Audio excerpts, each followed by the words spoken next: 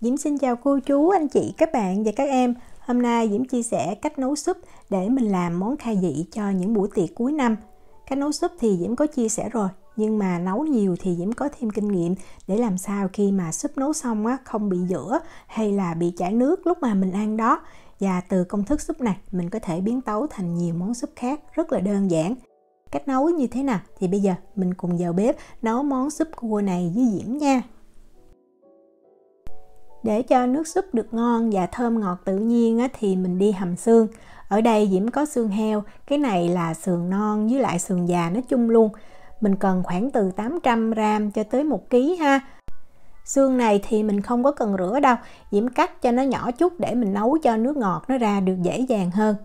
Sau khi cắt nhỏ xong rồi thì mình sẽ lấy một cái nồi đó, mình cho xương vào nồi và mình mang cái xương này mình đi trần sơ để những cái chất xơ trong xương nó ra, mình không cần phải rửa. Đồng thời khi mình nấu nước trong và xương cũng không có bị hôi nữa. Mình cho nước làm sao nó ngập xương là được ha. Rồi mình bắt lên bếp nè, mình để cái lửa lớn nhất. Mình đảo tí xíu nha. Đó, mình thấy cái chất xơ trong xương nó ra rất là nhiều. Rồi mình đợi cho nước sôi như vậy. Thì mình nhắc khỏi bếp và mình đổ liền ra một cái rổ mình để sẵn. Sau đó mình xả nước và mình rửa xương lại cho sạch là được.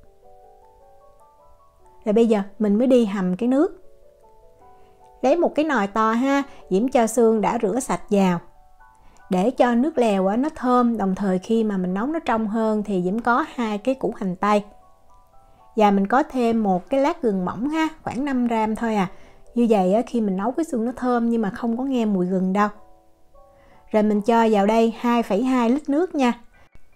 2,2 lít nước này để khi nấu thì mình sẽ lấy ra 2 lít nước xương để mình nấu súp. Bắt lên bếp thì mình để cái lửa lớn nhất nha. Rồi bây giờ mình nấu cho cái nồi nước xương này nó sôi lên.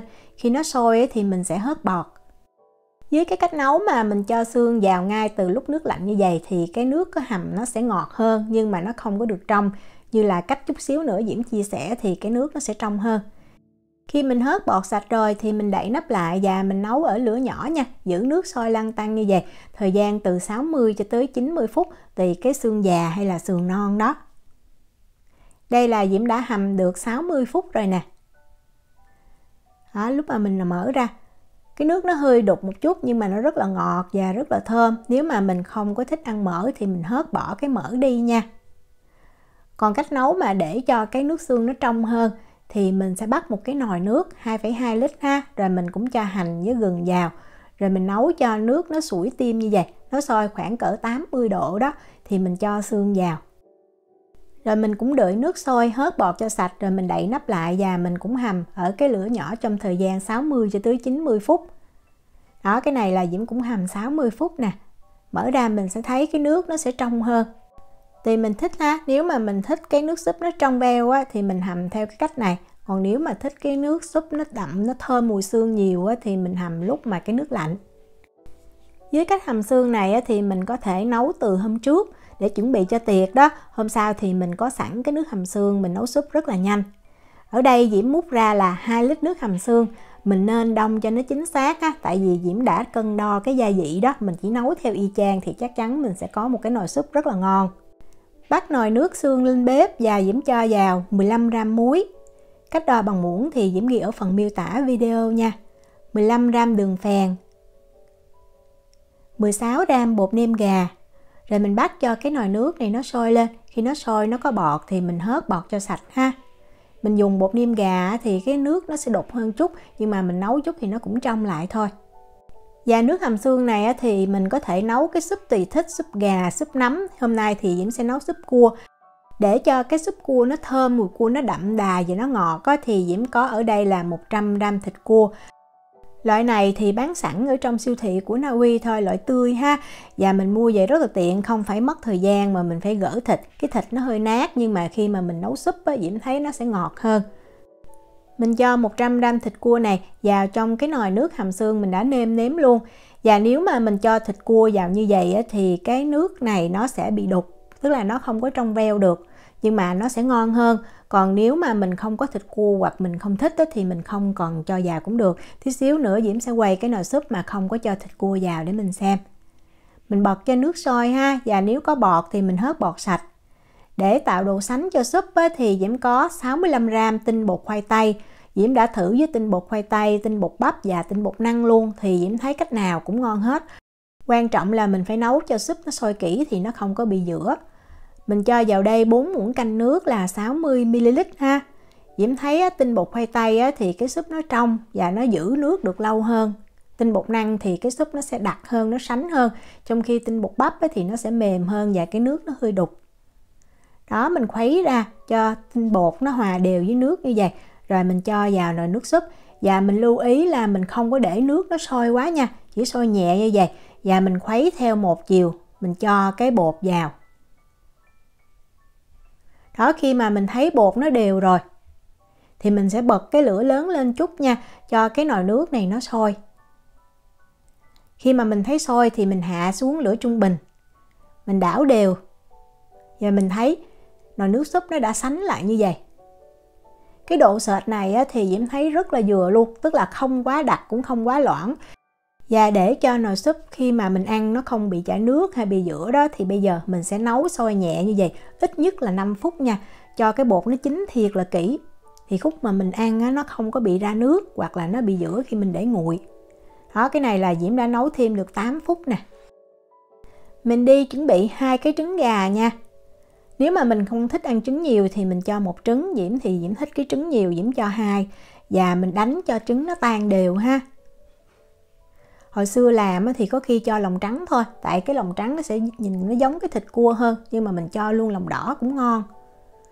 Đó, rồi mình cho vào, mình nhẹ nhàng, mình cứ chế từ từ vào, mình khuấy đều theo một chiều ha. Mình cứ khuấy nhẹ nhàng như vậy, nếu mà mình khuấy mạnh tay thì cái trứng nó sẽ nát hơn, tùy mình thích ha.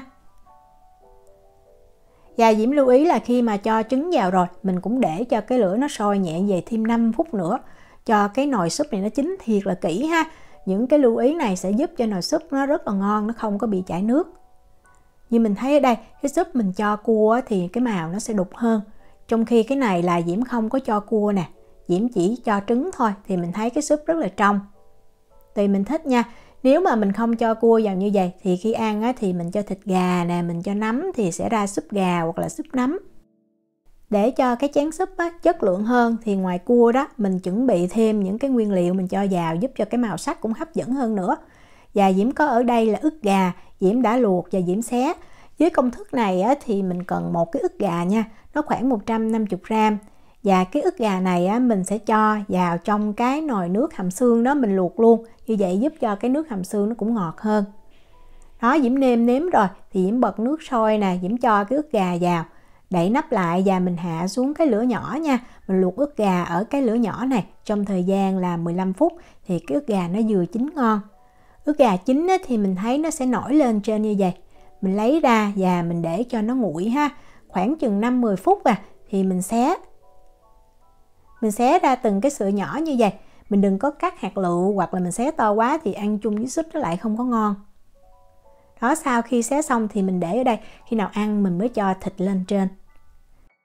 Và súp cua thì không thể nào thiếu thịt cua được, tùy mình thích ha. Mình có thể mua cái thịt cua gỡ sẵn như hồi nãy Diễm có quay đó, hoặc là nguyên con như vậy thì mất thời gian mình gỡ thịt cua hơn, nhưng mà cái chén súp nó sẽ chất lượng hơn. Mình gỡ ra sẵn rồi mình cũng để ở đây luôn nha. Và thêm một món nữa đó chính là thanh giã cua.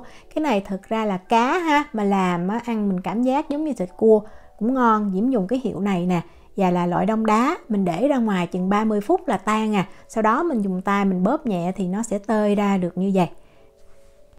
Cái thanh giã cua này nó có cái màu đỏ đó, và khi ăn cũng có độ giòn ngọt, cũng giúp cho cái chén súp hấp dẫn hơn. Và thêm một nguyên liệu nữa đó chính là bắp ngọt. Cái này là Diễm dùng ở trong hộp, nó đã nấu chín rồi. Mình cũng để sẵn như vậy, khi nào ăn thì mình sẽ cho cái bắp này lên trên.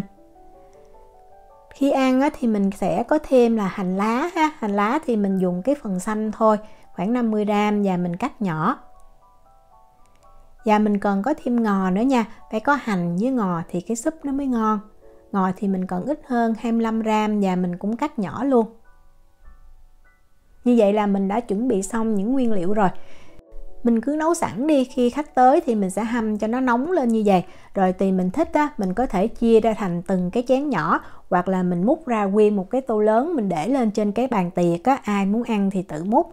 Nếu mà múc ra cái tô lớn thì Diễm thấy mình múc trong một cái nồi to như vậy.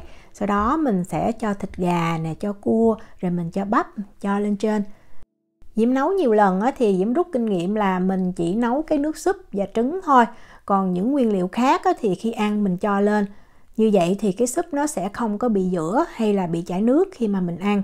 Và mình cũng phải nấu cái súp kỹ như hồi nãy Diễm có lưu ý đó. Món súp này hình như nhà Diễm đãi tiệc lúc nào Diễm cũng nấu hết và ai cũng thích.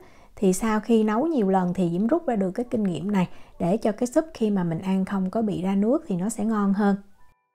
Thì mình cho tiêu lên trên nè, và để thơm hơn nữa thì mình có thể cho tí xíu dầu mè. Lưu ý quan trọng nhất để cho súp không bị dữa hay là chảy nước lúc mà mình ăn, đó chính là lúc mà mình cho tinh bột vào mình phải nấu sôi thiệt là kỹ. Như Diễm nói, ít nhất là 5 phút. Rồi lúc mà mình cho trứng vào mình cũng phải nấu cho sôi lại, sôi lửa nhẹ thôi nha, ít nhất cũng 5 phút. Và mình không nên trộn những nguyên liệu khác vào trong nồi súp lúc mà mình nấu trên bếp khi ăn mình cho vào. Như vậy thì súp lúc nào cũng sánh và rất là ngon. Diễm chúc cô chú, anh chị, các bạn và các em nấu được món súp vừa ý. Nếu mà có thắc mắc gì thì cứ để lại lời nhắn hoặc là gửi tin nhắn cho Diễm. Diễm cảm ơn sự quan tâm theo dõi video rất là nhiều. Hẹn gặp lại trong những video tiếp theo. Chào tạm biệt.